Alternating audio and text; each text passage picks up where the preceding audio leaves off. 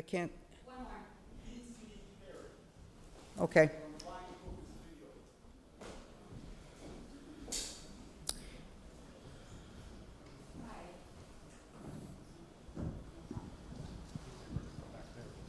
Is it on?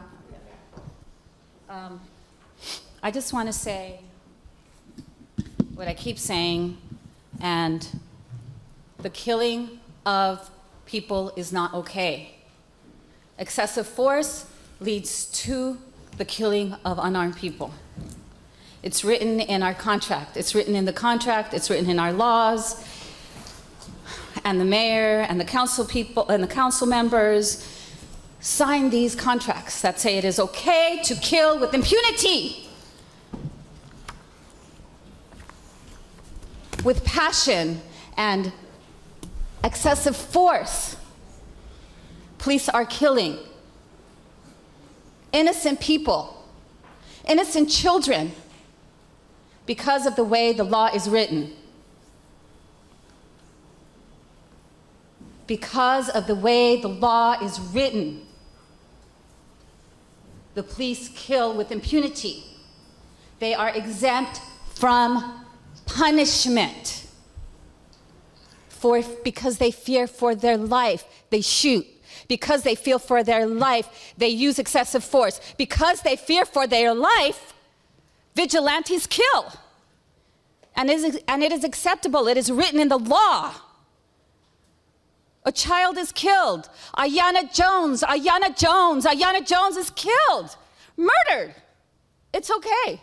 The law said it was okay. The law said it was okay to kill a child. The law said it was okay to kill a father. The law said it was okay to kill a daughter, a son, a cousin, a friend, a grandmother. The law says it's okay. The law says it. It's written in the Portland Police Bureau contract. And every police department has that same contract that's signed by every mayor, by every councilman, all over the nation. It's acceptable. The killing of unarmed citizens is acceptable in America. It's happening. The killing of a child, Ayanna Jones, Tamir Rice. That's a trained reaction. Tamir Rice got killed. Somebody came out of the car, boom, shot him. And the department is questioning, yeah, it kind of looks like it's okay. No. It's a killing of a child. It's a killing of an unarmed citizen. Thank you. Thank you. And I saw another hand. Okay.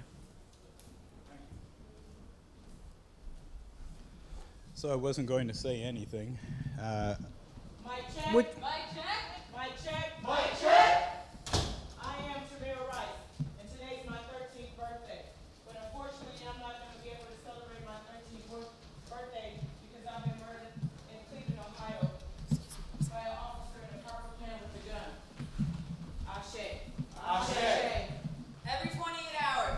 Every 28 hours. A black person in America is killed by police, armed security guards, or self-appointed vigilantes. A black person in America is killed by police, armed security guards, or self-appointed vigilantes. These are our brothers and sisters. These are our brothers and sisters. Today and every day we honor their lives. Today and every day we honor their lives. James Gerard Perez, 28, Portland, Oregon. Ashe. Darius Johnson, 26, Portland, Oregon. Ashe. Kendrick James, 21, Portland, Oregon. Ashe. Keaton Otis. Keaton Otis, 25, Portland, Oregon. Ashe. Aaron Campbell, 25, Portland, Oregon. Ashe. Dante J. Killer, 20, Portland, Oregon. Ashe. Gabriela Navarez, 22, Citrus Heights, California. Ashe. Taisha Janine Miller, 19, Riverside, California. Pearlie Golden, 93, Hearn, Texas. Katherine Johnson, 92, Atlanta, Georgia. Sharika Wilson, 26, Clymer, Ohio. Ayanna Stanley Jones, 7 years old, Detroit, Michigan. Tamir Rice, 12, Cleveland, Ohio. Sharice Francis, 29, New York City, New York. Mike Brown, 18, Ferguson, Missouri. Oscar Grant, 22, Oakland, California. Akai Gurley, 28, Brooklyn, New York. And so it is. And so it is. If you believe that Black Lives Matter, please raise this now and raise your hands. Which side are you on, friends? Which side are you on? Which side are you on, friends? Which side are you on? Justice for Tamir Rice, justice for us all. And we will fight for freedom until this war is won. Which side are you on, friends? Which side are you on? Which side are you on, friends? Which side are you on? Justice for Tamir Rice, justice for... I'm going to assume that everybody's awake. So I just had two things I wanted to share. One is Juneteenth. It did just pass. Not everyone knows what it is, but it was September when it was supposed to be declared and passed around and acknowledged. A little later that it happened. There's also redlining. It is not just a neighborhood, a city, it was a federal program. And the third part of that is the lack of accumulated wealth that has occurred over the years. If you understand how the Kennedys have assumed and accumulated so much wealth, look at Northeast Portland and see the reverse of that. Item 2. When I was in the 8th grade, I had a friend in rural country of Connecticut, population 2,000. This was a white boy. He worked on a farm. He was a very good friend. He helped me in a lot of ways over a number of years. I lost track of him.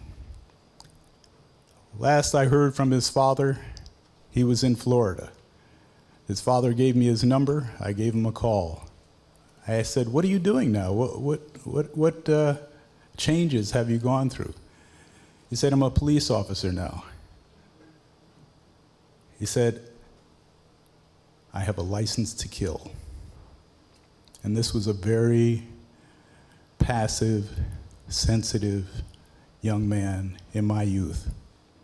But now he has a license to kill. Thank you. Thank you. Okay, I'm calling an end to the public testimony part, and we're going to go into the training part. The training division presentation, you doing that? You want to introduce yourselves? I'm Sergeant William Goff of the Portland Police Bureau. We have to figure this out here. Can you guys hear me okay? 6 to 8 inches from your mouth. I'm Sergeant Goff of the Portland Police Bureau's Training Division. And I'm Brian Parman. I'm the captain of the division. I'm going to start the presentation today. I was asked to come and try to give you an overview of what our new officers go through from the hiring, from the day they're hired to the day they get off probation. So hopefully this works. Maybe not. It's just the first 18 months of a new Portland police officer. Our officers are on probation. Excuse me. Our officers are on probation for 18 months. During that time, my office controls their training, their rotations, and the precincts they go to. Like I said earlier, the personnel division does the hiring. Our training division is not involved with the hiring process. When they're sworn in, on that day is the first day that the training division really gets to meet our new officers. Maybe. The program I run is called the Field Training and Evaluation Program. I know you guys don't like acronyms, but it's referred to as FTEP. During the FTEP program, we have 30 officers currently under our FTEP umbrella. When they're on probation, anything they do falls under the Field Training Evaluation Program. Currently, we have 7 officers attending Department of Public Safety Standards and Training. Has anyone been there to see DPSST? DPSST was built in around 2008. It's an extremely nice facility, and our officers go there for training for the first 3 months. Upcoming hires, we're going to hire 1 lateral from Hawaii, July 9th, and then after that, we have 3 new officers being hired July 30th. They will all fall under the FTEP program. Recently, we're looking to get 11 background investigators because we're starting a new hiring push because our numbers are dwindling and retirements are coming up. When the officers are hired, the very first day, they go through new officer orientation. Just a bunch of things up there really quick, where we sit down, we meet with them, and a lot of people from the Portland Police would like to get time with them during this time. But near the middle of this day, they're hired. During the hiring ceremony, most of the families come. It's usually at City Hall, and it's a pretty good experience for everyone involved. At the very bottom of the list, you'll see they become the training divisions. We go meet them about 4:30. After they're sworn in, they're called under the pre-academy or pre-DPSST. We spend all day with them, and hold on, I gotta fix this. Spend all day and issue their uniforms. Before they go down to the basic academy, we give them 30 hours of firearms training, first aid, gas mask training, which are required, LEDs, which is our computer system. They have to be pass tests to get lead certified. And then we give them time with our policy and procedures. We explain the DPSST check-in process to them. And before they go to DPSST, we have them for approximately 2 weeks. The Basic Academy is a 16-week program down in Salem. Usually the classes are broken up with 40 officers from all over the state of Oregon come together as one, and like I said, it's the Basic Academy. Most people don't understand, but in the state of Oregon, to attend DPSST, you have to be hired. So you cannot put yourself through DPSST. Some states, like California, have a post program where you could pay for yourself to go through college. When you get done with college or the law enforcement college, you're certified to be an officer in the state of California. Our system is different.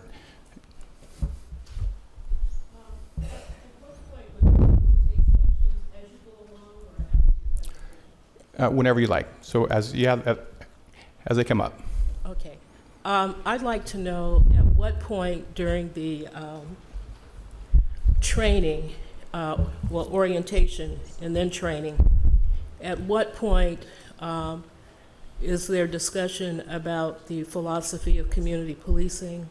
Where does that fit in the content, the training content?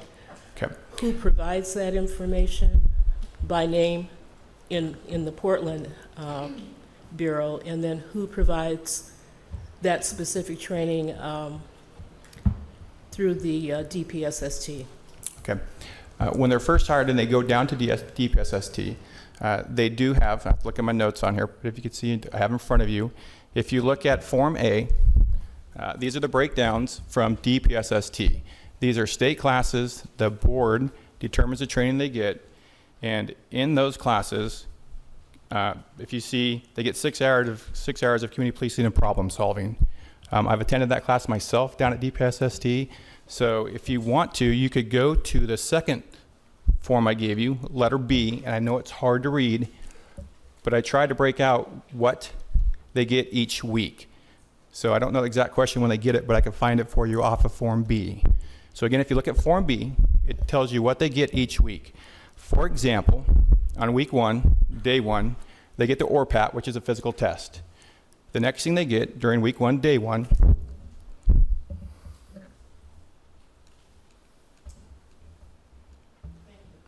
I was going to find the form for you. I have it up here. Anyway, if you see B, looks something like this. You could track their training off of this form. So as I was saying, if you have a question, again, just raise your hand. I apologize. There's 40 officers usually in there from all over the state of Oregon, and it's a basic academy where we teach officers the basics, or the state of Oregon teaches officers basics. Sure. I'd like some more information about the philosophy of community policing. Who teaches that in the local Portland Police Department? Who teaches that at the DPSST? And again, what's the content? What is the message around the philosophy of community policing? As that new person's coming on board, what do they hear about the place of community policing in the work that they're about to do?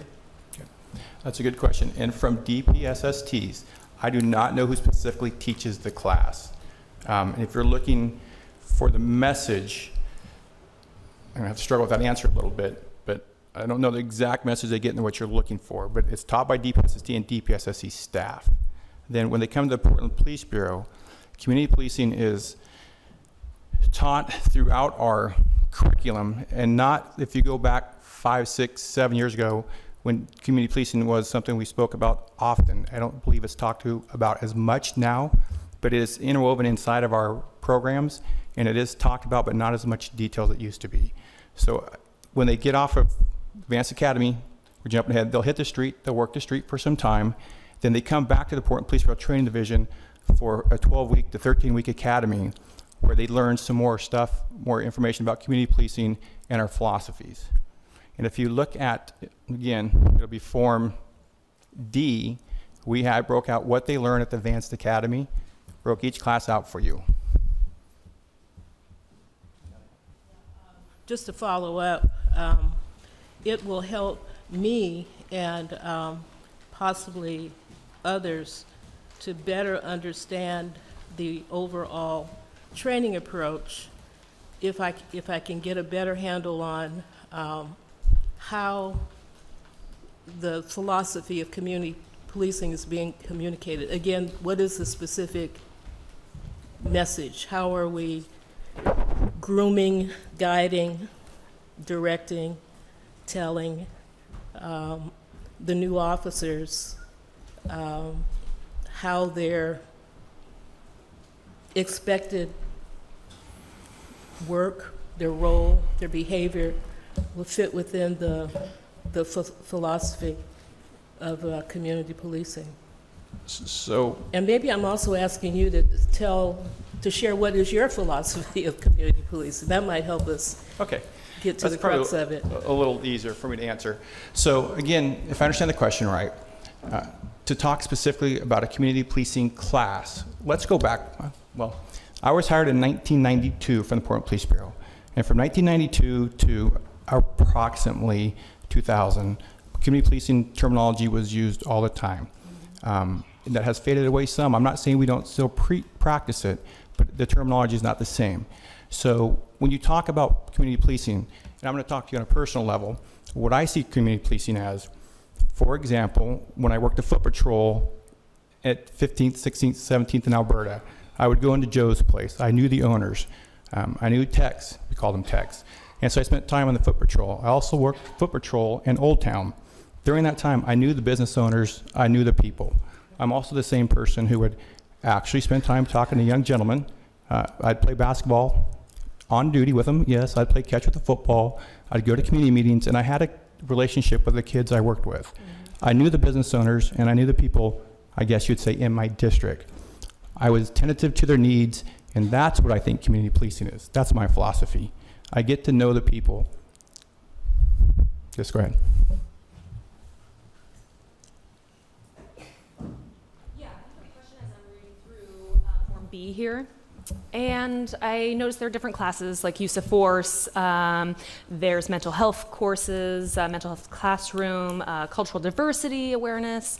Really, there's a variety of different classes here. And my question is there a way that I can read a description of what's incorporated in each of those courses? Like, for example, if I was curious about mental health, what really are the topics discussed in that mental health class? Do you have a more detailed course description that I could look over for each of these so that I could just get a better idea of what the training as a whole looks like?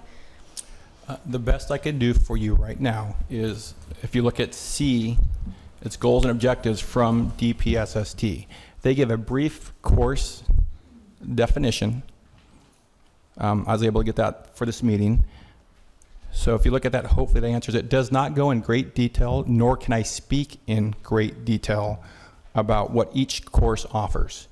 That would be more of a curriculum question, and not that I'm not trying to give you your answer, but for me to try to get into detail about that, I don't think it'd do myself any justice. So there's a brief overview if you look at C, Form C, about what they learn.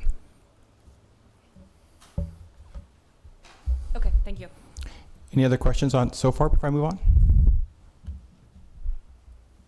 All right, so again, this is an overview of what our officers' life is like for the first 18 months. And when they go down to the basic academy, they live basically in a dorm.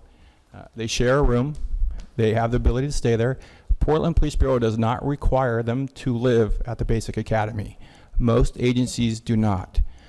Oregon State Police just got rid of their requirement. Their recruits used to have to live at the police academy and work during the weekends. We allow our officers to go home, see their family, or if they do not have a place close, they can stay the night at DPSST.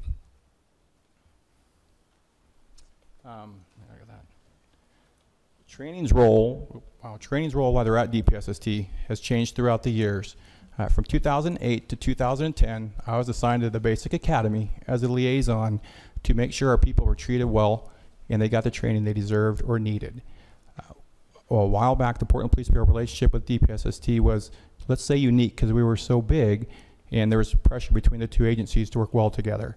So in 2008, when I went to DPSST, that was kind of my role as a liaison. I continued to be down there with our new recruits once or twice a week while they're at the Basic Academy. A typical day for our students is they wake up early in the morning and they go to PT 3 times a week. Their physical fitness training is either from 6 to 6:30 or 7:15 to 7:45. They spend the next 8 hours in a classroom, full uniform, so they get comfortable wearing their gear. Afterwards, when they get done, they usually have dinner, study, and repeat. That's basically their day. So we kind of moved ahead. I provided you in this slide. This is where I was going to talk about the 640 hours of training they get, and most people have already seen that form. So again, on this slide I was referring to Form A that you have. It breaks down the training that DPSST offers to our new officers. Takes this, or are things optional? I'm sorry, this is mandatory training. Everything on this form is mandatory, and you could only miss, while at DPSST, 40 hours. Now, why would someone miss training? Let's say their spouse had a child, or maybe there was an injury or a death in the family. If they miss over 40 hours, they have to return to DPSST and complete the course again. There is optional training that I did not list that officers can take in the evening hours. The 16-week breakdown that we already looked at, that's what I was looking for you. Again, if you look at this form, you can kind of figure out what they're doing each day.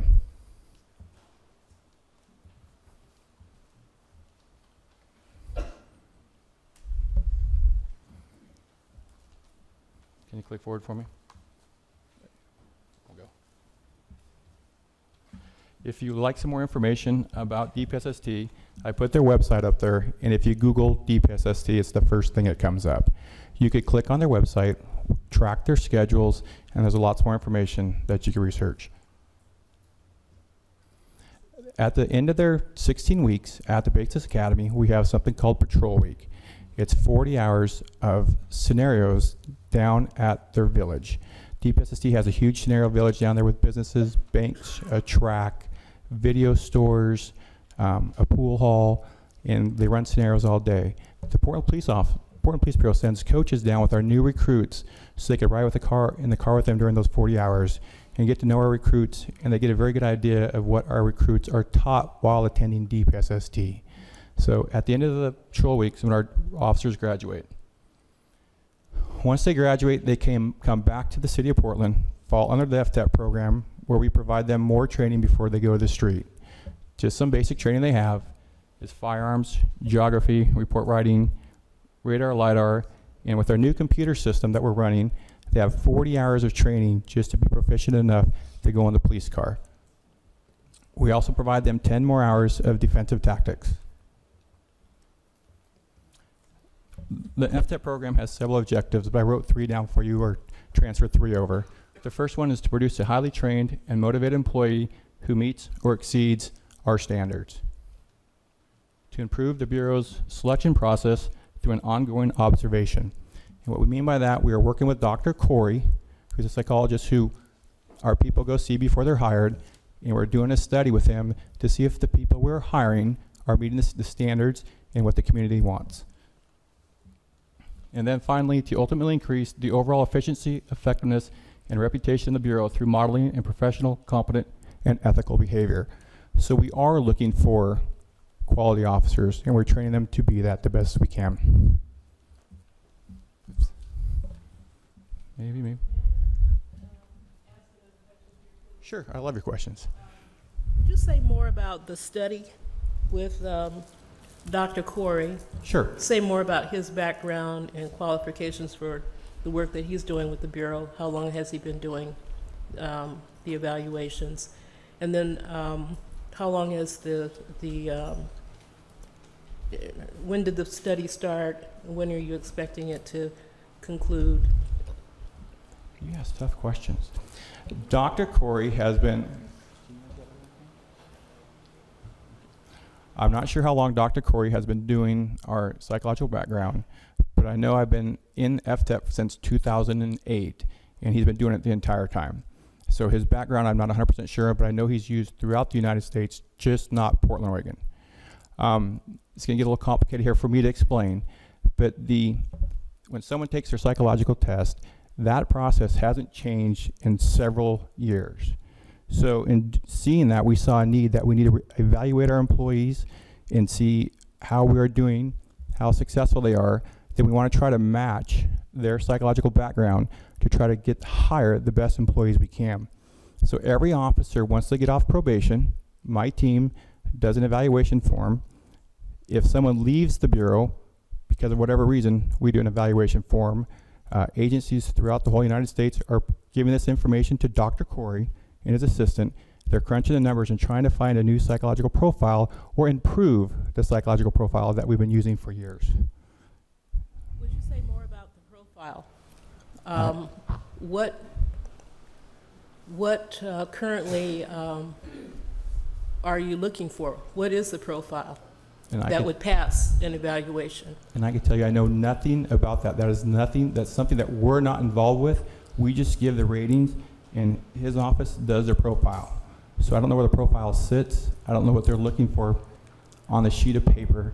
And so we have very little to do with that. That's more of a medical background, and we do not have access to that, or I do not have access to that. So, but your office gives Dr. Corey some information to consider in his evaluation? Somewhat. So what information are you providing him? So if we have an officer, let's say, who 6 weeks in decides he wants to quit, or maybe, let's say 8 months in, we end up terminating his probation, we'll fill out a questionnaire, talks about the type of employee he was he on time, how was his community relations, how was his communication skills, and we rate all those, just circling a number, and we send it off to Dr. Corey. So just basic questions. This is raising a lot of questions for me. I want to know, how in the evaluation they test for or look for bias, how anger issues are addressed. There's so much more. I don't want to take up all the time with my questions. Is there someone who can come and talk to me about talk to us about those kinds of things?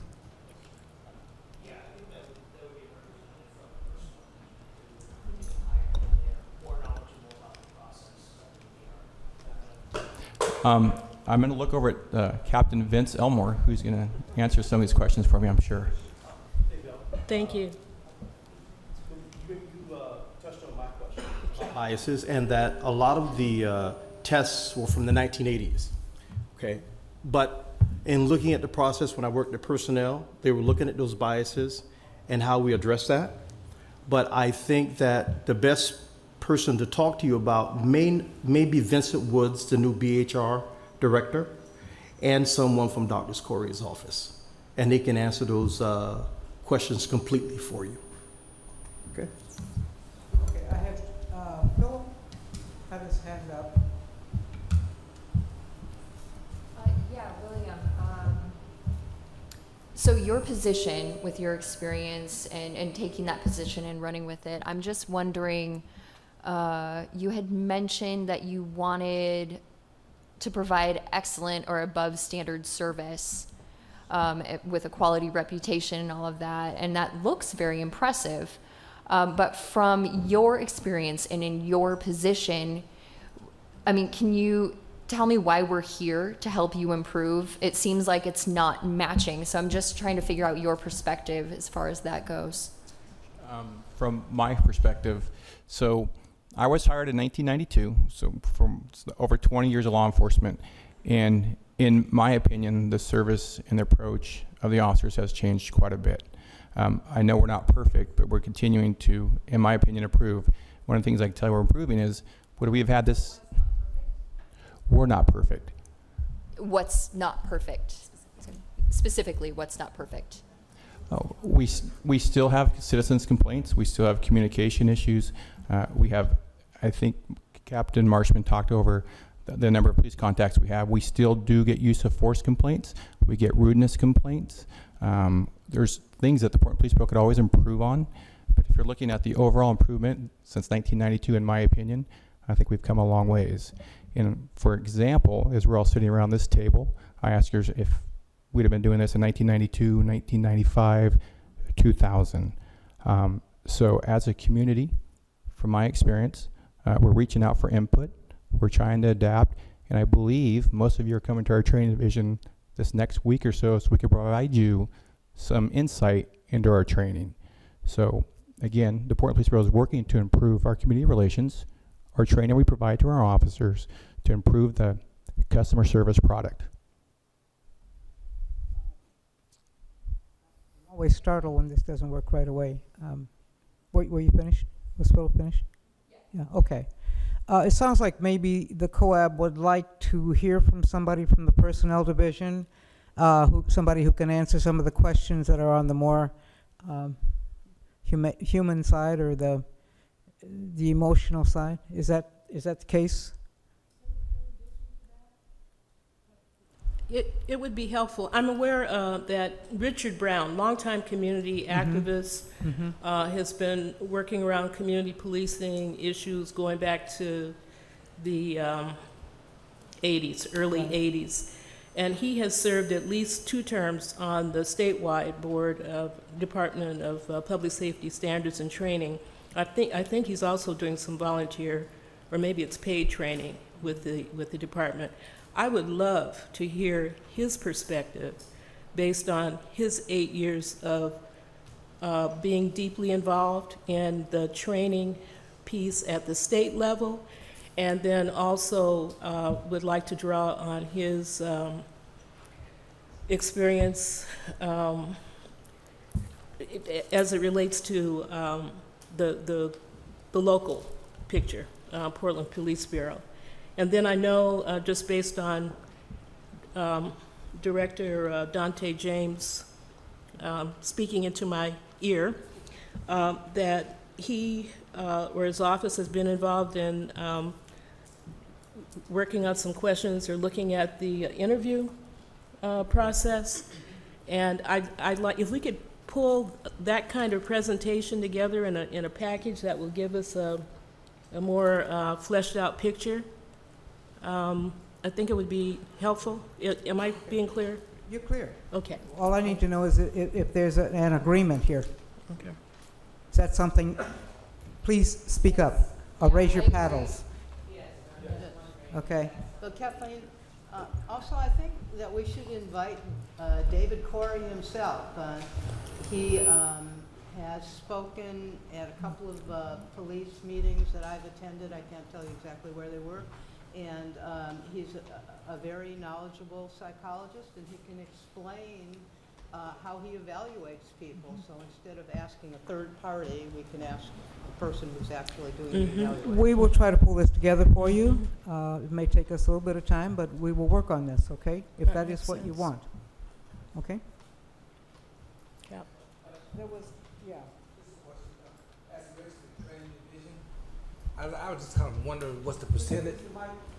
Oh, okay. As it relates to the training division, I would just like to know what percentage of people of color are involved, or how many people of color are in the training division. It's something that, you know. Do you mean as trainers? As trainers and consultants and whatever, anything related to the training division. I would like to know the kind of the breakdown of people of color and that kind of thing.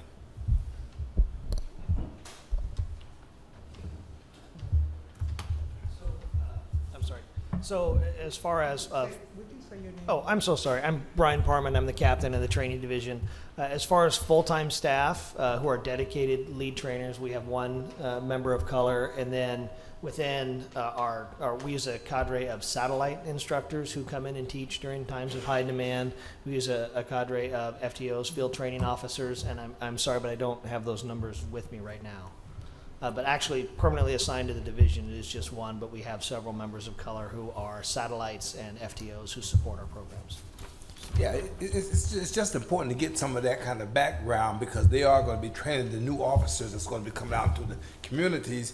And, you know, lately, particularly with the communities of color, there are a lot of officers who are non-color, white officers, if you will, and they're coming out to the community dealing with people of color, and they're new particularly, and there's some stuff that may not be, there's some language barriers, just all kind of barriers that can break down the communication piece, and then we got a whole bad situation. So I think we get it early on at the very beginning, in the training, at the very beginning when they come into the force. By the time they're out of training, and it's like, what, 18 months or 3 years, we got police officers on the street who can probably work with anybody else on the street, any citizen in the street, or any resident of Portland, just by having that early on training. Yeah. So just a question. No, I agree.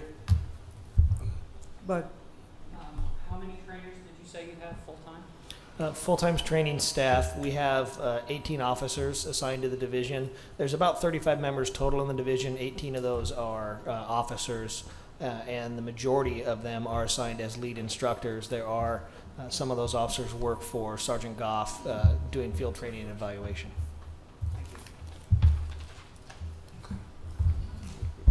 okay, you want to move on with this?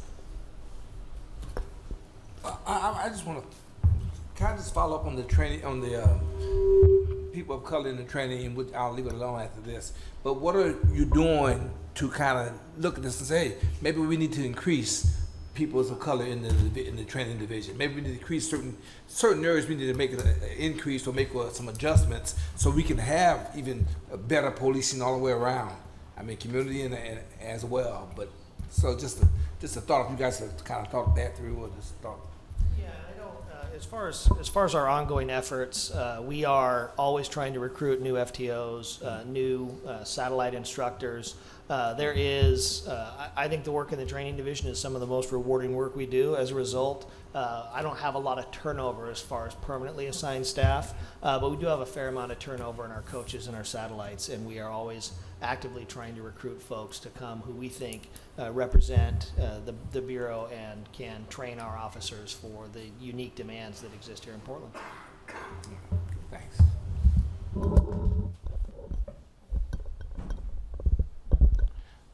If this doesn't work for me, I'm going to stand up with a microphone. I'm used to moving around. So again, I'm just giving you an overview of what our recruits go through and how our program works. So now I'm going to kind of explain what we do with our officers and how we evaluate their progress and their performance in the Portland Police Bureau. Again, I have 3 coordinators on my team, and each of them are assigned a major precinct. So at that precinct, they're responsible to know how all the recruits or trainees are doing. They're responsible to have relationships with the supervisors in case there's some issues we need to know about. And they're responsible for all of our FTOs, which are called field training officers. Our officers rotate through at least 2 precincts, so they get a look at each community, the way it's divided up. Sometimes they only get to 2, but we try to get them to 3. They work all 3 shifts, so they get experience of the difference between day shift and night shift, or graveyard, which is extreme. And we try to give them 4 coaches, so we have 4 people having different sets of eyes on our recruits to make sure we're getting a fair evaluation of their performance. This is not working real well. Amy, can you help me? Our program is one of the longest in the nation. A lot of programs are 1 year. We go to 18 months. And during that time, our recruits spend at least 24 weeks in a car with an FTO. Smaller AGs do not have that luxury, and we do. Amy, you have to go. Right now, I have a total of 65 coaches in my program. If you look at the number from Central, it's only 7 because Central's promoted a lot of people and a lot of their coaches have gone to specialty units, which speaks well of Central. I have 22 at East, 24 at North, and 12 in the traffic division. Male, female, race, ethnicity, who are those officers? I did not bring those numbers for you. I apologize. We'll work on getting those for you, but I did not bring that information. I apologize for that.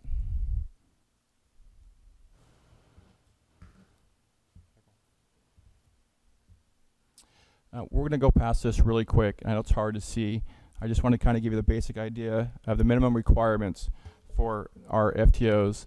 And one is they have at least 3 years of experience, no disciplinary action that could be determined to the Bureau or detrimental to the Bureau, no document cases of poor judgment, just a bunch of things we're looking for quality employees. We want our coaches to be some of our best employees so they can model the behavior that our new officers are going to see. I have a question. Yes. For you. Remembering that the settlement agreement's focus is on mental health, Mm-hmm. and there are a lot of categories that fall under that, Mm-hmm. how is it that you do the training so that it covers the topic, the umbrella of mental health, and still include the groups that may fall within that category, racial, gender, age, ability? How do we cover all that in our training? Yeah, how do you put that together, or do you yet? So I'm going to do my best to answer this. So under the mental health umbrella under FTEP, it's important to know that the city of Portland has a behavioral health unit. One of your members on the board is a lieutenant of that group, and we call it BHU, has an advisory committee of people who help dictate the training we give our officers. That advisory committee in BHU is fully aware of the training that our officers get at DPSST. They're fully aware of the training we give them, so if there's changes in our curriculum, the BHU, the Behavioral Health Unit, are the one who advises the Portland Police Bureau on our training of people with mental disabilities. Did that answer your question? Almost, but that's okay. What's the next part? Well, the part was how, given that mental health can involve people from different cultures, different languages, is there a way that you incorporate that diversity within the training for mental health around managing or working with community members who may have mental health issues? Tasha, could I call on you? So I'll take this one. And at some point in time, it'd be nice to actually get to come in and present to the committee too. I won't do it. I'll actually bring some of my folks because they're very good at what they do. So you're asking about how we do mental health. with all the other things that come underneath, whether it's race, whether it's sexual orientation, whether it's sex, whether it's religion, et cetera, et cetera. So that's a challenge to do in a training environment. And actually the advisory committee is looking at that particular piece at the moment of crisis. So if it's not about providers, if it's not about follow-up, if it's not about aftercare, if it's at the moment of crisis, the question back to individuals that are in that group is what makes a difference. So what makes a difference in the moment of crisis if you're a different race or a different sex or a different sexual orientation? And I've asked the question, and I've asked it of many different people because I've gotten your question from several different people. And so when we get to some consensus about what that impact looks like and can develop training around it, we're definitely going there. But the question needs to be answered from outside the police bureau. What does that look like? So that's kind of where that's at in process a little bit. So I would say, do we have anything that fits that bill right now? Aside from the overall training that comes about how you treat people, it is not just about how you treat any one kind of person, whether it's mental health tied with any one of those other different categories, if that makes sense. Thank you. You bet. Thank you, Tasha. So again, going through how our recruit system works, our FTEP program, our officers rotate through 5 different phases. The very first phase is our entry phase, where the goal is for them to sit in the car and watch and learn, because our FTOs are supposed to model the behavior we want our recruits to follow. And that's a 4-week cycle phase. The next one is phase 1, and it's a building block process. So we just don't throw someone in the car and say, drive, go find this address and arrest someone. We start just like building a house or a brick wall. We start with a solid base foundation and continue to build up to where that officer is rolling in the car by themselves. So if you look at when we get to phase 4, our FTOs wear a uniform for 3 weeks.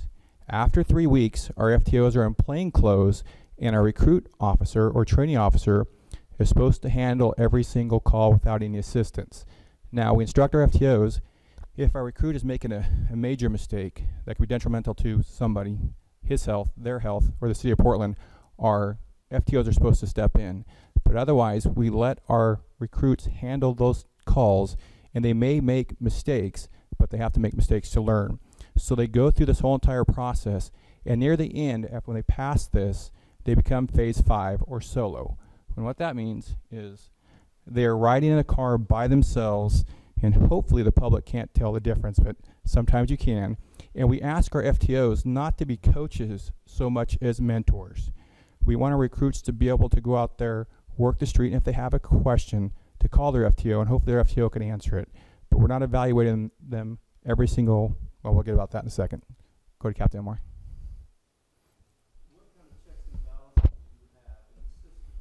Your first bullet point talks about entry phase, 4 weeks, FTO models of behavior.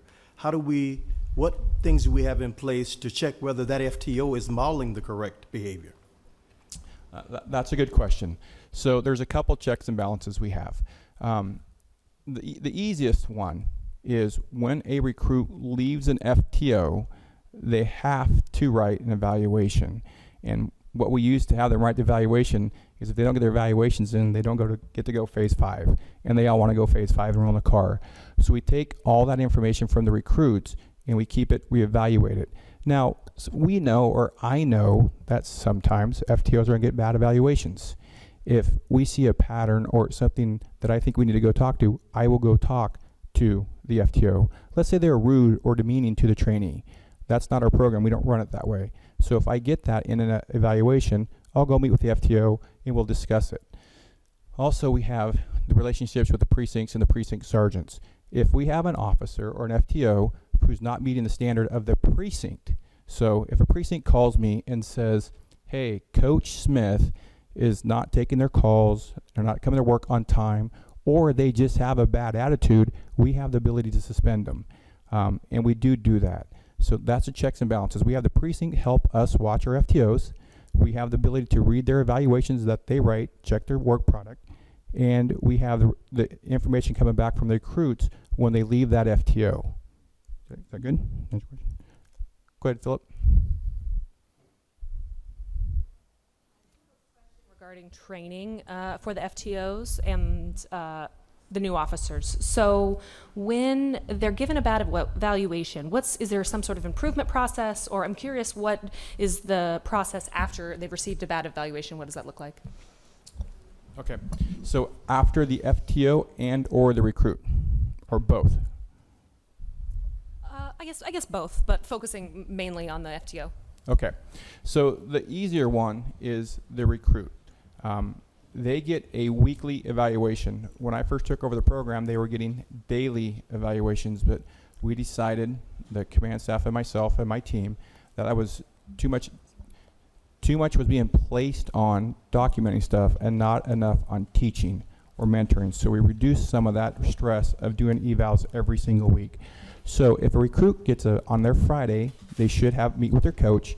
If it's a good or bad, they have a discussion, and they come back the following week and have the opportunity to improve on that. If we have a trainee who is struggling, let's say, for example, geography. Believe it or not, in the city of Portland, geography is what I call the snowball that causes our recruits some of the biggest problems. Because if they can't get from point A to point B, they get stressed. So as they get stressed, they start to make some poor decisions, and everything else seems to kind of roll out of control. So if we have a recruit who's struggling with geography, we have a couple different tools we teach our FTOs to give to the recruits. One of them is simply called narrative driving, where you announce where you're going to go, you plan the route out before you leave, and it helps our recruits find it. We go in reverse from the call. So let's say we start at 82 in Division, and we have to go to 82 in Flavel. Some officers have a problem with that. So after they drive from 82 in Division, we have them drive back to 82 in Flavel. So we have little tools to help with our recruits to improve their performance. And the performance is rated. You have to pass each phase to go on to the next phase. So let's say we have a recruit who's in phase 2 or phase 3 and they struggle. You just don't get a pass. If you have several bad evaluations and the FTO says, hey, let's say it's myself, Willie Goff should not move on, my program, go and sit down and have a meeting with the FTO and the recruit officer, and we talk about their issues. We try to improve it. We make a plan for them to improve. So that, let's say 2 weeks later, Willie Goff still hasn't been able to meet the standard, we'll go back and meet with them. And during the meeting, we ask pointed questions like, is there something we are missing? What do you need from us? Do you have a positive relationship with your FTO? One of the things about our programs, we try not to hide anything from our recruits or FTO. We try to be open. There's no secrets among us in our program because we want everyone to learn. Now, if the FTO is struggling, majority of the time, I think almost every time, I go and meet with them. And hopefully have a good enough relationship with the FTOs to say, hey, we have some concerns. Here are our concerns. We have the ability to put FTOs on, to suspend them, decertify them. So hopefully that's enough checks and balances to work with everybody. Philip, did I get your question? Definitely. Thank Awesome. you. Thank you. So as we're moving on, we're phase 5. They're solo. Our FTOs are mentoring them. And the next stop is traffic division. Our phase 5 officers typically go to traffic for 4 weeks in a car by themselves, where they can work on DUIs and crash investigations. Sometimes that gets reduced to 2 weeks if we have problems with their schedule, which is complicated, and we're running out of time. They'll do a 2-week traffic rotation. So we kind of missed over this, so I want to go back. Along with the basic academy and the hours they get, before any recruit could go to phase 4, so by the end of phase 3, they go back to called the Advanced Academy. The Advanced Academy is put on by the Portland Police Bureau at our training facility. Amy, can you go for me? Next one. Next, just go. All right. The basic academy is 12 weeks long, which is approximately 480 hours. 99% or all of our instructors should be Portland instructors. Every once in a while we have an outside instructor come in, but not very often. And that's where our staff, our full-time staff, our satellite instructors get to spend time with our recruits. I jokingly say that we teach them the Portland way, and that's not supposed to be a bad thing, but at the basic academy, it's basic. The advanced is simply it's advanced. We give them more training and a little bit different training than they can receive at the basic academy. With our new training facility, life is much easier on us. We used to have to try to find, hunt, and rent property to train on, which is very difficult. By having the training facility, we're all in one building. They have a dedicated classroom. We have 2 ranges. And so someone asked earlier what we're doing to try to improve our training. The training facility, I can't tell you how big a difference that makes to our staff to have that building and the ability to have the classrooms and the supplies we need to provide quality training to our officers. So they come back before they go phase 4 to the Advanced Academy. Go ahead next, please. So I kind of got ahead of myself, but someone asked me about checks and balances, and this is where you talk a little bit about our recruit evaluation form. We document observed performance. If you look at one of the handouts I gave you, so it's handout E, it says Field Training Evaluation Program. On that are our 35 standard evaluations. Now, these standard evaluation guidelines came from other programs that were court tested, that when we document behavior or performance, that there's, well, not science, there's other cases behind these SEGs. So every officer or FTO, when they fill out an evaluation, they look at these 35 standard evaluation guidelines. Take a second, cruise through there. I hit this a little bit. We changed our evaluations to weekly, unless you're a phase 5. And if you're a phase 5 employee, we do bi-weekly evaluations on you. Good. Just go all the way through for me. So we have, one more. So we have, this is our rating scale. We're not always going to observe everything on this list. Sometimes we just don't see it. So it's just not observed. If an FTO writes down 1, which is unacceptable, another window pops up and they have to explain why it was unacceptable. The same with number 2. They have to describe why improvement is needed. And my direction to our FTOs is explain what you are doing to help overcome that deficiency. So Philip asked me a little bit earlier how we do that. So if, let's say someone was a recruit, couldn't find a location. In that evaluation, the FTO has to document what they're doing to help our recruit improve. You just can't say they weren't good enough and leave it. You have to, again, help them improve. If you get a 3, improvement observed, that's awesome. And if you get a 4, it's an acceptable standard. We go on from there. Someone asked us before I got here to talk about the retention rate a little bit. So pulling our numbers from January 1, 2010 through 20th of 2015, we hired 131 officers, and 20 have left during probation. Now, of those 20, 5 of them just decided the job wasn't for them, just up and left. We recently hired someone, put them through our pre-academy training I described, met with them Thursday.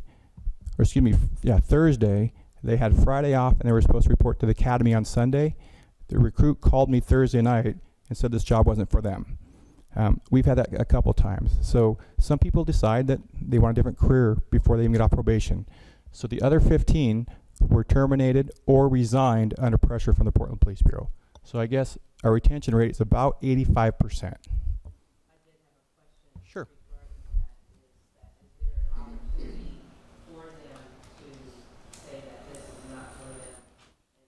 You do an exit interview.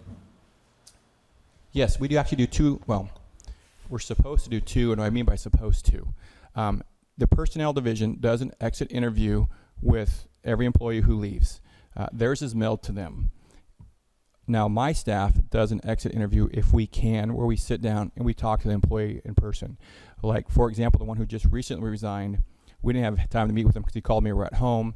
well, that's not true. We met with him, but we didn't sit down. We had a discussion with them. My coordinator documented the conversation, and with that, personnel sent them a form. So they do exit interviews. Yes? Yeah, I was wondering. Oh. I was wondering, how did you get the 85% retention rate? How did you come up with that? You said, I mean, how do you collect that data to get that 85% retention rate? Oh. That's not me. So hopefully my math is right, but we just looked at the individuals we hired in a database. We looked at the individuals that had left. So there's all kinds of databases in the city of Portland. Personnel has a database, and myself and my team have a database. And so we're able to track the number of people we hired to the number of people who left. Interesting. Okay.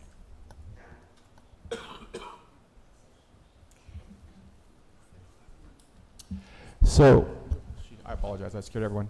So after they've completed all of this training, all the basic academy, the advanced academy, all phases up to phase 5, and 18 months of probation, on that day they're off probation, we mail them a letter, congratulate them, and then they become tenured officers.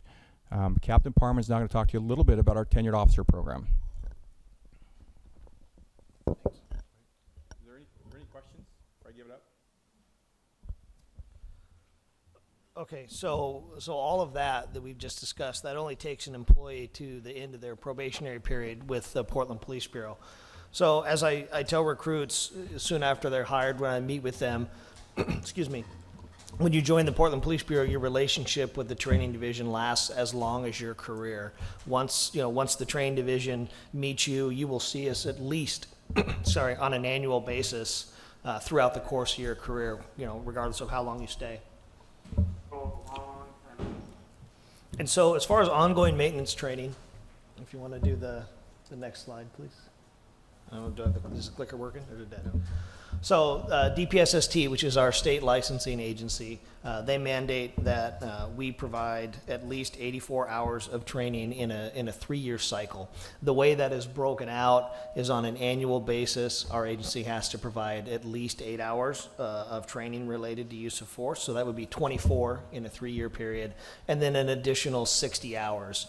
DPSST prescribes the number of hours that we need to train to maintain state certification. They do not prescribe or mandate courses outside of that requirement that we have 8 hours of content around use of force. And so the Police Bureau routinely provides training that meets and or exceeds that standard. That's okay.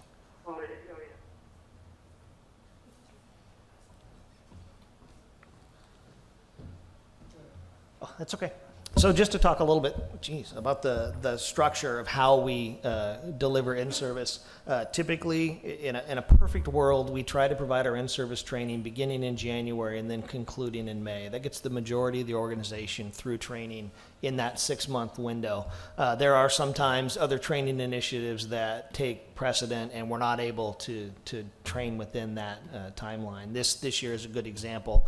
The computer system that Willie talked about earlier is a huge block of training for our officers, and one of our overall responsibilities is to manage the impact of all training that has on the day-to-day operation of the Police Bureau. So with another program drawing a large number of officers in for training, we can't have in-service occurring at the same time. Our in-service is typically between 30 and 40 hours of instruction, depending on the year and the content, and then the other training initiatives. We typically have 48 students per week, and then it takes approximately 22 weeks to deliver that curricula. That provides us enough spots for just over 1,000 members, because there are times where members are unavailable unexpectedly due to injury, due to court, and that we need to provide a certain number of makeup sessions, if you will. This year's content included updates from our legal folks, the city attorney. Oh, I'm sorry, is there a question? I have a question regarding mental health days for officers, if they need to take off based on circumstances out in the field, and do you allow that? And when they're off, do they get some form of counseling or additional support? I'm not sure what you mean by mental health days. Can you just tell me a little bit more about that? You know, like when you need an extra day off because you're overextended, we call that mental health day. I just want to make sure we're talking about the same thing, so. No, I hear what you're saying. You know, obviously, you know, all members, like all other city employees, they accrue both vacation and sick leave, and they can request vacation, they can request sick leave. We have an employee assistance program that is available to all members. All members can call confidentially, get 6 visits, courtesy of the program, and I think there's even a process that will allow them to get additional visits at no cost to the member. Well, I'm just thinking that based on the work itself, it's difficult. And so it seems like there would be more of leeway, not just a sick day, not just a vacation day, but more of something that helps them to stay in the work and not get burnt out. Is that something that you guys have looked at? You know, right now, we only have a couple types of accrued leave, and that's sick leave, vacation, you know, overtime that you take as other compensatory time off. You know, can you just use myself as an example? You know, I get approximately 4 weeks of vacation every year at this stage in the game, and so I think that most officers find that they are able to get time off when they need it. And there is obviously a process if the member can't get time off, to talk to their supervisor, to talk about getting some sort of administrative leave. Or, I mean, there are other options, I think, for people where it is really critical.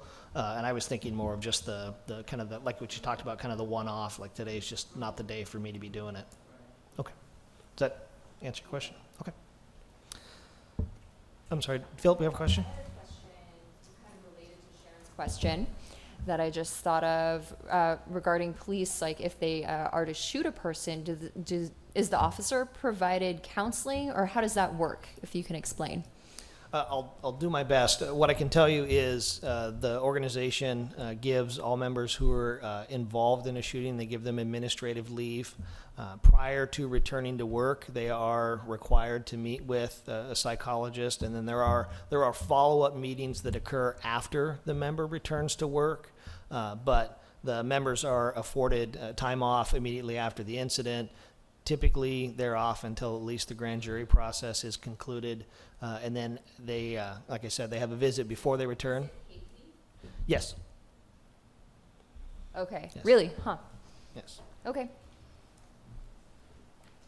So just a quick overview of content for this year. I'm sorry, Bud? Is there any form of evaluation prior to their ability to return to work? That's done by the psychologist. So that is a mandatory evaluation. Yeah, that's an evaluation. And then also after the member returns to work, we now have an altered duty status where the member is, you're not just kind of thrown back out in a police car by yourself. You'll be returned to your RU. Typically you will work with a partner. You may start out just coming into the precinct, doing some administrative work, helping with some case follow-up, and slowly trying to ease the member back into work. You know, this is it is obviously a traumatic incident for all that are involved, and we're trying to be sensitive to our members and not re-traumatize them by just immediately introducing them back into line level work. Also, Bud, when we look at this process, like worked in the precincts, you have a chance to make sure that that individual is with someone they know very well and also knows them very well.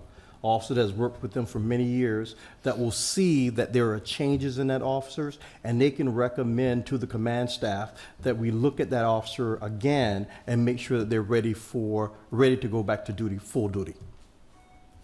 Yes, thank you. Yes. Correctly. So if an officer is involved in an officer-involved shooting and they're on administrative leave and they go to a psychologist, which you provide for, are you saying that that same psychologist reports to the Bureau about the officer's readiness to return to work? Seemed like a conflict of interest for that psychologist.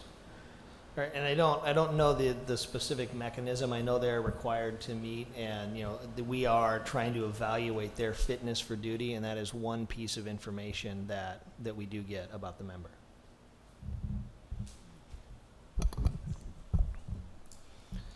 Just really quickly there in the content, a lot of the content is designed to maintain perishable skills for our members. I did want to highlight one program, and I apologize for the acronym. That's the tech training. That's Tactical Emergency Casualty Care. That's a new program that the Police Bureau has developed back after the active shooter incident at Clackamas Town Center. We convened with local training representatives and talked about active shooter response and realized that one of the primary needs that police officers end up fulfilling in an active shooter event once the shooting has stopped is the identification, treatment, and movement of people who've been injured during the attack. And so this is a program that supplements the tourniquet training that we provided back in 2012 and provides our members with more advanced battlefield, for lack of a better word, type skills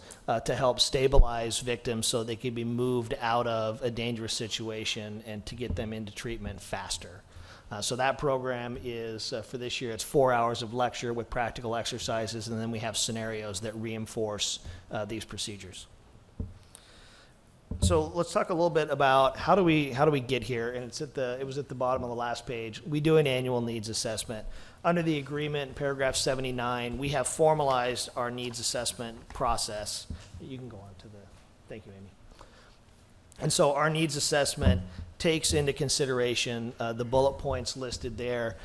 What we did, 2014 was our first formalized needs assessment within the training division, and a lot of our time that first year was spent identifying the data source that would help us get at these bullet points. So if, for example, we talk about trends and hazards that officers are encountering, we looked at our own work injury claims, we surveyed our members, we tried to identify a data source that would help us get at some of these issues and get at the underlying causes to see if there is a training need, a training gap, a training deficiency that exists so that we can address them for the membership. You can go on to the next if you thank you. I have a question. Yes. Can you describe the input that you received from the community around this most recent needs assessment, trying to get a feel for your community partners? Right. We have a training advisory council that's made up of volunteer community members. We have been meeting with them since the council was formed. We provide them briefings on the training that we have. I meet monthly with their steering committee.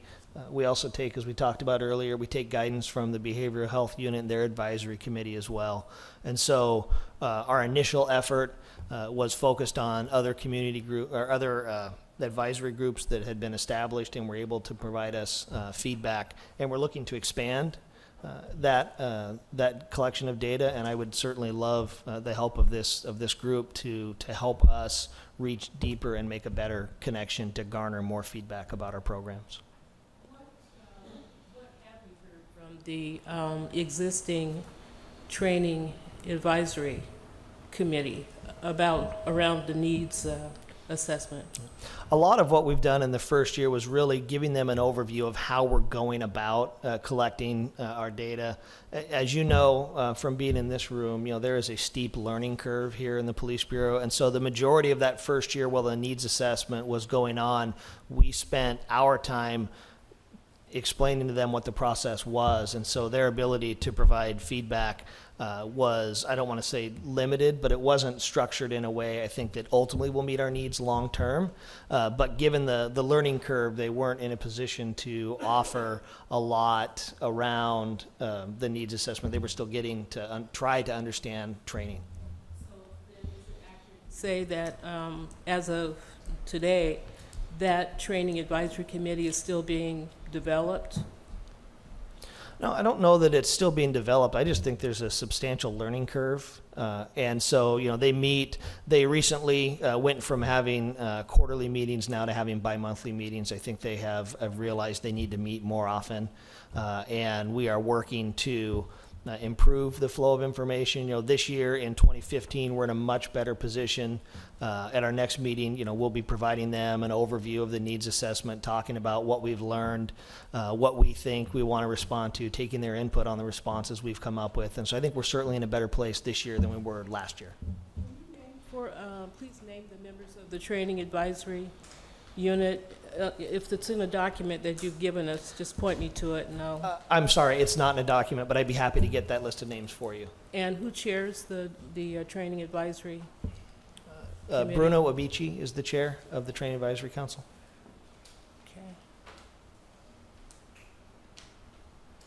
I have a follow-up question. Yes, ma'am. regarding that. So as far as the assessment, do you do it from a proactive stance as well, as far as like tracking trends of what's going on at large, and asking the community as well, so that you're out in front, you're anticipating things, and then how do you assess that to work with other stakeholders and community partners so the response is not reactionary? And I think you highlighted the rub in all this. You know, we are trying to get a point that we are more proactive, that we are identifying trends, that we are, and that's why I think a lot of these particular points exist within the agreement, because they are potential benchmarks of emerging trends. And that you're absolutely right. I agree that, you know, the best training that is provided is training not in reaction to something that is already gone wrong, but hopefully in preparation to avoid future incidents. And, you know, while we can always learn from things that didn't go well, we're trying to build a metric that will hopefully, to some extent, for lack of a better word, predict where these emerging trends are, because that's really where we want to try to structure this infusion of training to shore up where we think there's a gap starting to form between the training that members are receiving, their ability to perform it in the field, and then whether or not those actions comport with the Bureau's overall organizational goals. And I think that community feedback is a huge piece of that. So how would the community policing, and I forget your name, then the blue. William. Going back to the community policing program, that seemed like that would be an organic way to track that and be more proactive. Is that still the community policing program? You said it's not really being talked about or used, or is it changed to something else? I think that, I don't know if I can speak for you or you want, okay. I think that our response has evolved to meet the changing landscape. You know, while we certainly, you know, like Willie said, I'm sorry, he's just Willie to me, William. So, like he said, you know, we may not have core content where we label it as community policing, but we talk about community engagement, we talk about procedural justice, we talk about building police legitimacy, which I think are the underpinnings of community policing. And that content right now is, I think, you know, we're in the infancy of really coming up and having our content evolve and respond to the new landscape that we're policing in. We've recently been back to Chicago. They have a very large initiative around police legitimacy, and we were back there to observe training. We'll be headed up to Seattle next month to observe their training that they have for their members on de-escalation. So we continue to work on those types of things, and I think that is, given everything that we've seen, that is one of those emerging gaps, that clearly there's a gap between what the organization wants and how the community perceives that, and we're looking to shore that up. And so one last question, just to follow up. Do you have within your ranks officers who have a skill to see the landscape differently than normal and are able to come back and speak from that experience and would be considered experts with that keen eyesight and approach? Yeah, I definitely think that there are members who are doing it well above the organization's expectations, and I think that as we frame this curricula out, it is important that we develop a core of instructors who have internal credibility in messaging, because I think that's critical. We've had other communication initiatives in the past that have been taught by officers. You know, the curriculums have been developed with the help of the training division, but we have brought in what we would refer to as a subject matter expert in the area of communication. And so as we frame out new curricula related to police legitimacy, related to procedural justice, we would start developing new subject matter experts who would teach on our behalf. Absolutely. How is community defined for the police bureau? You know, I think that is an incredible question, and I don't, you know, I think that people who, you know, if you use the city's definition, people who live, work, worship, you know, who are in the city of Portland are the folks that we work for at the end of the day. And so I think it is broader than people who reside here. It is broader than people who, as Mr. James alluded to earlier, regardless of citizenship. I think it refers to everybody who comes in and out. That basic concept of the humanity with whom you're working get infused in the training. Do you know, when I read this, it's about, you know, the Bureau looks at this and there's this structure that's there, but I'm not reading words that talk about the human being part of it. And I think somebody else kind of hit on that in a way. And I wonder how that gets infused into all this. You know, and I think that you raise a good point. You know, it is difficult in this setting when it's just words on paper to really capture the richness of the classroom. And I think that we'll move on here in a minute and talk about the upcoming training. And I think that will provide a much better window into how the training division functions, because you all will get the ability over the course of the next several months to interact directly with my staff. And those are the people who teach on my behalf, and they are the ones who interject their personal experiences into the training to provide the context that is so important to police officers. You know, we never, you know, think we'll just read the rule book and then go to work. I mean, there's a lot that this organization needs from folks, and so we use my training staff, and then we use our field training officers also to monitor and mentor folks to model that appropriate behavior. In what way? Cultural sensitivity, awareness, cultural competency, just using hostile situations. On the idea of cultural competency, we used an outside instructor as part of the Advanced Academy and had someone come in and provide that instruction. We're currently reframing that curricula. We've been working with El Weatheroy, who is helping us frame out a program that would begin in the Advanced Academy and then actually be sustained over a course of several years for our officers. I mean, these are very complex issues. None of these classes are considered just, you know, one and done, that you'll get trained once and then you'll just know it. We're really working on a comprehensive program that will carry officers through those first 2 to 5, maybe even 10 years, and then still have ongoing maintenance beyond that. You know, one of the things that we try to figure out, and Willie touched on it earlier, now that we have a dedicated facility, we have the ability to think more strategically in the way that we provide training, so that we can chart out curricula that may carry us through 2 to 5 years, that we again have a building block approach, that, you know, year 1 block 1, year 2 block 2, and so on and so forth. So we are working with and I'm sorry, I've drifted a little bit, I apologize. But we're working with El Weatheroy to identify community stakeholders and folks who can help us frame out that curricula. It would be helpful to see a list of community experts that you have worked with in the past. Okay.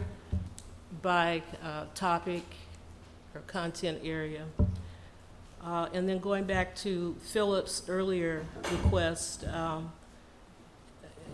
the more that you've shared, the more important it is, I think, for us to look at the lesson plans in the different training areas.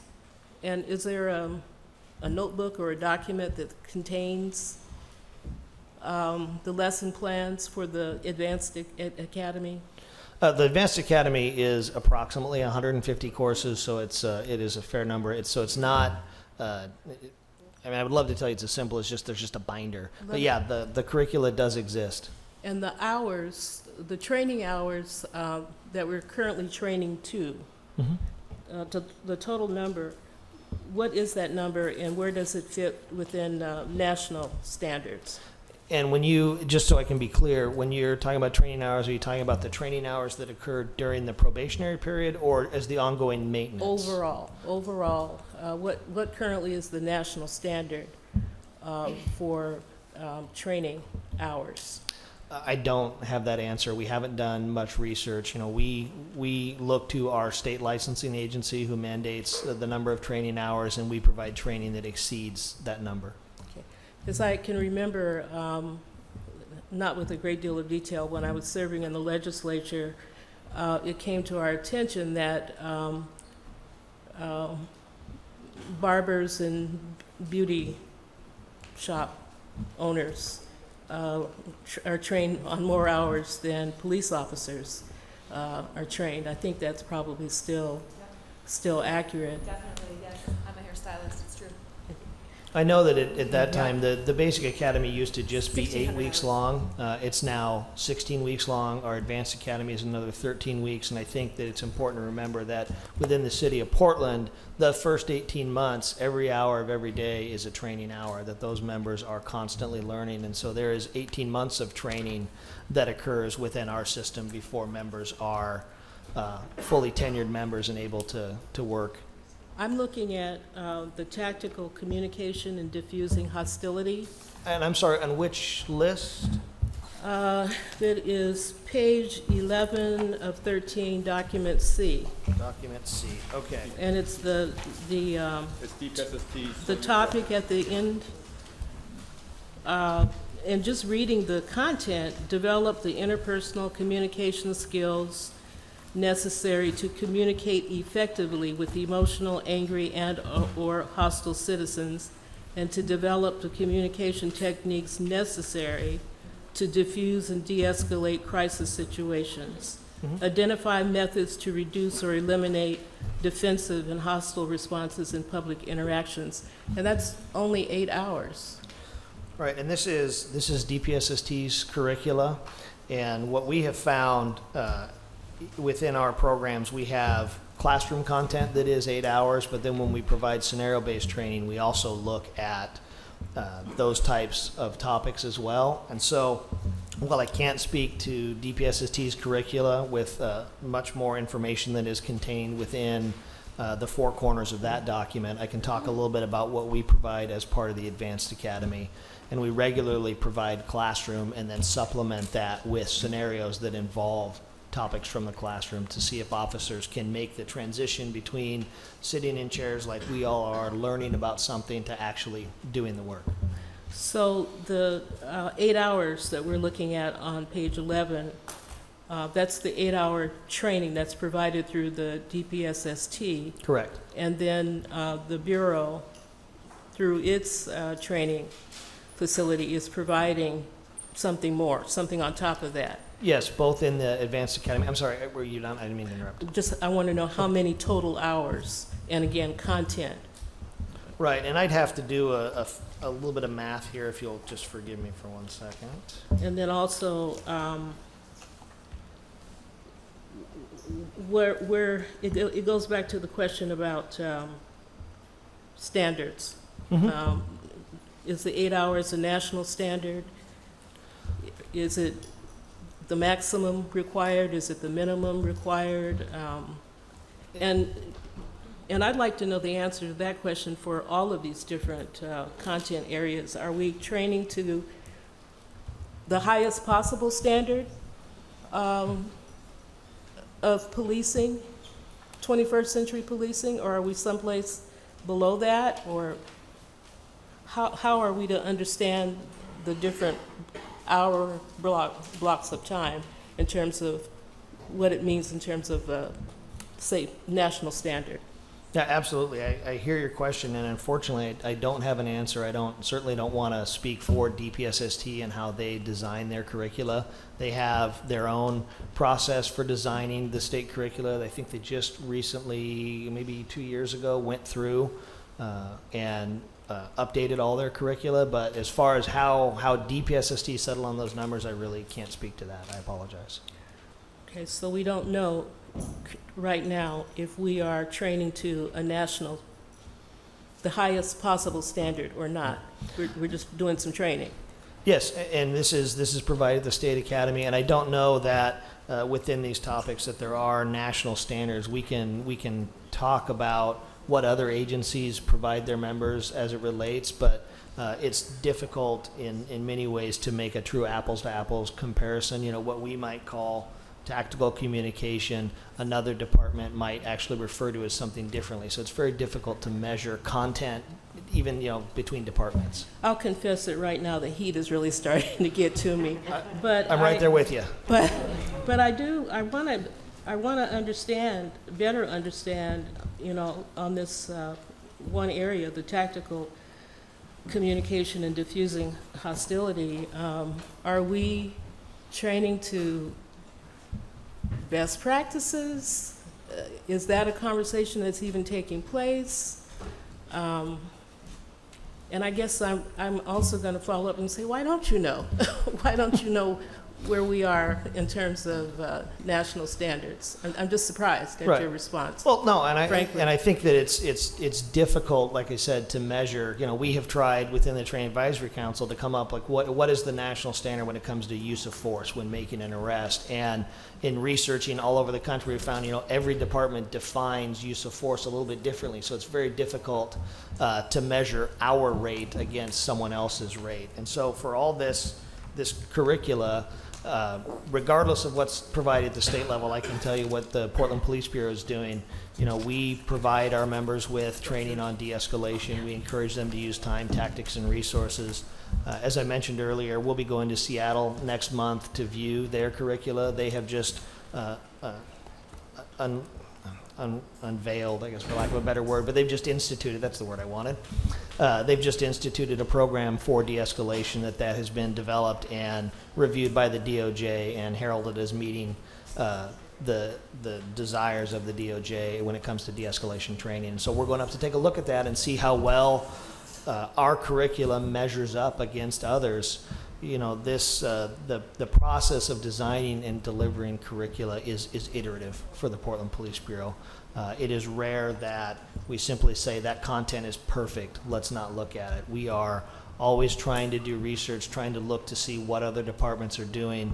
A fair amount, not a fair amount, but you know, we do dedicate time for instructors to go to other seminars, to go to other departments, to learn what other folks are teaching, to see that, to see how we measure up against our peers, regardless of what we call it in terms of the words on a paper. You know, is our training as it relates to driving, is it commensurate with other programs we've gone and seen, or is our training for defensive tactics commensurate with other programs? National level. Introduce yourself, Tom.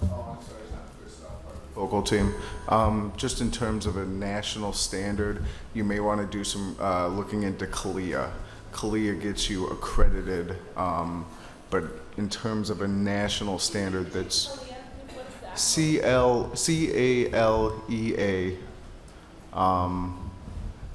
in terms of a national standard, though, I believe that would probably be the closest thing that there is to a national standard. So just to make that a quick point for what is the national standard, I would probably say CALIA. I just have one question in regards to, do you feel like the Portland Police Bureau is in a new era as far as the officer rank and retirements, and so you have more people retiring and new officers coming in, and do you feel like the old guard is going out? I think it would be fair to say, given the number of retirements, that we are seeing a generational shift within the organization as far as tenure, and we really are on the forefront of that. I was in a meeting earlier this week, and the rough numbers are that over the next 5 years, approximately 400 to 500 members of the organization, so half of this organization will be eligible to and/or retire. So we are looking at a huge turnover within the organization that is lines up with a huge hiring initiative that was originally begun in the early 1990s. So do you feel like that's going to create an issue as it relates to overall performance and of retraining and implementing the settlement agreement? No, I don't think it presents a barrier. I think it presents an opportunity for us. We are looking at having huge changeover within the workforce, which of course does, present potential issues. But as far as the program that we have to take new officers and get them up to speed in an 18-month period, I think that we are positioned well to prepare them, and that this process with our needs assessment will continually identify those gaps. And much like others in this process, we will be looking at, what are we getting 3 years after hire? What are we getting down the road? And what do we need to change to try to impact that number? Okay, we've got about 10 minutes left, and I know you have some more to present, some more information to present to the COAB. Okay. Okay, go for it. But you guys don't like to stay late, Here's the thing I thought about over and over. It's all about culture. And when I'm talking about culture in this instance, I'm talking about the culture of the Portland Police Department, the culture of the department. And so, and you mentioned there's going to be a lot of turnover because people are going to be retiring and these kind of things. And that's really fine and dandy that people retire and get, I'm happy with that kind of thing. People retire happy. But the deal is, culturally, the culture is something that I see in my mind that needs to be changed, needs to be worked on, it needs to be worked through. Because if you bring a 22-year-old, 25-year-old into the Portland Police Department, and particularly if there's a culture of, maybe if you will, for the lack of a better term or just being real graphic, shoot first and ask questions later, you bring him into that culture, or her into that culture, the same thing will continue to perpetuate itself for the next 25 years, and so on and so on. So we'll be still having some of the same problems, if not worse.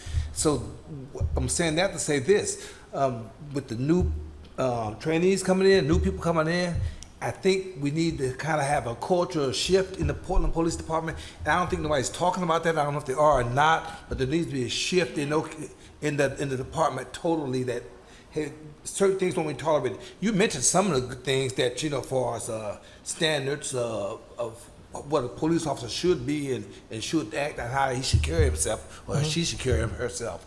But the overall culture of the police department, I couldn't just say the Portland Police Department, I could probably say the national police in general. The culture is we do this and you shut up. And that kinds of culture need to start changing as we roll on to the 21st century, get deeper into the 21st century. And the changes with the training. It starts with the training, starts with a 21-year-old coming in here and realizing that, I got a big responsibility. As a matter of fact, I might lose my life. But at the same time, I need to protect myself as well. At the same time, I need to respect others' lives. So this is a big shift, and that's what, I don't think that's been talked about enough, but I think that needs to be addressed or looked at. Thank you, Jim. Right. I saw one more hand. I'm sorry. Okay, this question is for William. You were talking about de-escalation. We were talking about that on page 11, and that was document C that we were looking at. And that was in regard to tactics and communication for de-escalation, for diffusing hostility. And so during that de-escalation process, if a person has a mental health issue, or the person is of a specific gender or LGBT, or if they have a disability, if they're deaf, so is that included in that de-escalation? I mean, is it mentioned, or is it focusing on the de-escalation process in general, or do they really get down to the specifics in there, different scenarios? Do they do different scenarios with people with disabilities, mental health? I just would like you to expand on that a little bit. Okay, we touched on it a little bit earlier, but the answer is yes, but not probably as far as some people would like to go. Before I came here the other day, I asked our patrol tactics officers how many scenarios do our recruits get in Advanced Academy that deal with people in emotional or mental health crisis? They get 9. So I can't tell you in depth what each of those scenarios is or what the learning objective is, but I know from our new curriculum, they're getting 9 scenarios based around mental health issues. Now, if it goes any further than that, I can't answer. And earlier we were talking about Deep SSD getting, I think it was 8 hours of tactical communication. From being down there and watching the scenarios, they may get 8 hours in the classroom, but almost a lot of the scenarios are de-escalation. So they may only have, like I said, the classroom portion of 8 hours, but when you go down to Scenario Village, for example, one of the scenarios is someone's bike was stolen. And when you confront the suspect on the bike, he gets agitated with you, and it's a minor, it's a theft. So how much force are you going to use? How are you going to calm the person down? So a lot of the scenarios down there have these issues woven into them. So they're consistently getting the ability to practice their trade and de-escalate. So I don't know if that answers your question.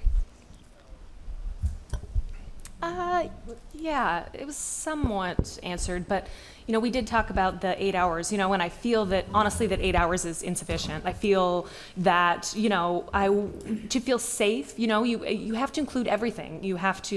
My feeling is that I'm just not satisfied with that 8 hours, and we can definitely, you don't have to answer now, but I just kind of want to, and I'll keep that in mind when I go to the training next week, and just something I want to put out there. And I just want the community here to know that that is something we're taking very, very seriously, and we're concerned. Absolutely. Okay. Okay, I'm trying to get through the material, so if we can just fast forward to the slide that has the training overview. I think we've covered that. One more. So I just wanted to provide a brief overview of what to expect when you come in. And I apologize, these slides are labeled day 1 and day 2, but I know that some of you will be coming just for a single day. So think of that like the morning and the afternoon session. So I hope that doesn't create any confusion. So the training day will begin at 6. We'll have a opening briefing and remarks, and then we'll move into safety check. And what I want to stress as part of going through this training, we're trying to provide all of you with an experiential look at the type of training that police officers go through. And so you'll be training in the same environment that police officers do. And more than anything else, we maintain a safe environment. At the end of the day, my belief is if a member's going to come in and make a poor decision, I want them to do it in an environment where the consequence or the outcome is simply we talk more about it, and we talk more about how your decision comports with the decisions of your peers and others, so that it is an environment where it is safe to fail. I mean, we have to provide an opportunity where people can fail and they can learn limits and they can learn what their personal limit is, and we have to do that by providing a safe environment. So for all of you, it is, I think it will be a good experience, and I just want you to keep in the back of your mind that all of you will go home at the end of the day just like any other officer who comes to training, and that the scenarios and the experiences that we provide you will reflect your level of experience as opposed to the programs that are designed for officers who have in excess of 18 months of training before they start going through some of these scenarios. And so after we go through safety check, we'll start providing overview content of some of our programs. We'll talk about defensive tactics. You'll get a chance to meet with my lead instructors. We'll talk about electronic control weapons. We'll talk about firearms, and we'll talk at the end of the first session, we're going to talk about stress management. We've talked about that a couple times, and we have a responsibility to prepare our members in addition to just surviving physically, surviving emotionally. I mean, this is what we hope is a 25-year career or more for everyone who joins up, and there are steps you can take early in your career. You can cement a good foundation that you can survive the emotional toll that this career does take on people. And then we'll move to the second session for some of those. For some of you, it will be after lunch. We will, of course, feed you, so you won't have to go hungry all day. We'll have some lunches brought in. And then whether you come back on an additional day or if you just simply roll into the afternoon, we'll then provide you overview content for behavioral health, overview content for patrol tactics, and then we have some scenarios. And again, the scenarios will reflect the fact that you've spent maybe 7 or 8 hours with us as opposed to 17 months or more. And again, what I really want to encourage all of you to do as coming to the facility is really get to know my staff. I talked about them earlier, but my instructor corps, they are the people who, with the help of FTOs and others, are trying to shape officers for the remainder of their career. And I encourage you to ask them tough questions and to hear in their words how they deliver curriculum and what their goals are for the people that ultimately graduate from our programs. Are there any questions just generally about the flow of the day? Bud? Well, since we're drawing to a close, just a question about training overall. Okay. How do you measure the effectiveness of the overall training program? How do we know if it's working? And I'll try to give you, again, it's a much larger answer than I'm going to give you here just in the last few moments. What I can tell you is in implementing the settlement agreement, we expanded our capacity in areas that relate to curriculum development and program evaluation. And so we have hired a full-time staff member who uses the Kirkpatrick model of program evaluation, which measures student satisfaction with the training. What did you like it? Student learning, did you learn something? Are you able to use it on the job? And then ultimately, are your actions meeting our organizational goals? Now, obviously, in a training environment, 1 and 2 are very, very easy to get to. We can give you a survey to figure out, did you like it? Did you learn something? And we're working, for some of our programs, we're going to level 3 and level 4. But that is to try to get at your question. We're trying to build even more capacity around program evaluation. If we're going to invest this much time into our members to prepare them, at the end of the day, are we turning out officers who are able to perform commensurate with the goals of the organization? And we have to build measurements around that. It can't just be done by feel, not in the 21st century. Okay. Vince had some data that you wanted to give us that was out of a question earlier. Yes, I do. And I'll make this very succinct. You asked about the members of the gang enforcement team. 24 members of the team, 4 members of officers of color, 1 being a female, which is about 12% of that team. The average for the Bureau officers of color are about 15%, so almost close. Assistant Chief Modica and Captain Wackenhead are going out to different parts of the organization and recruiting officers of color to be in that part of the organization.